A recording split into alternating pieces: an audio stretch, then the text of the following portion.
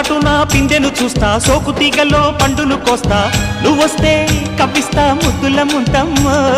ఉక్కపోతకి ఊపిరి పోస్తా, పక్క మేతకు పంట కట్టిస్తా, ముద్దిస్తే బుక్కిస్తా మధ్యల మోతయ్యో.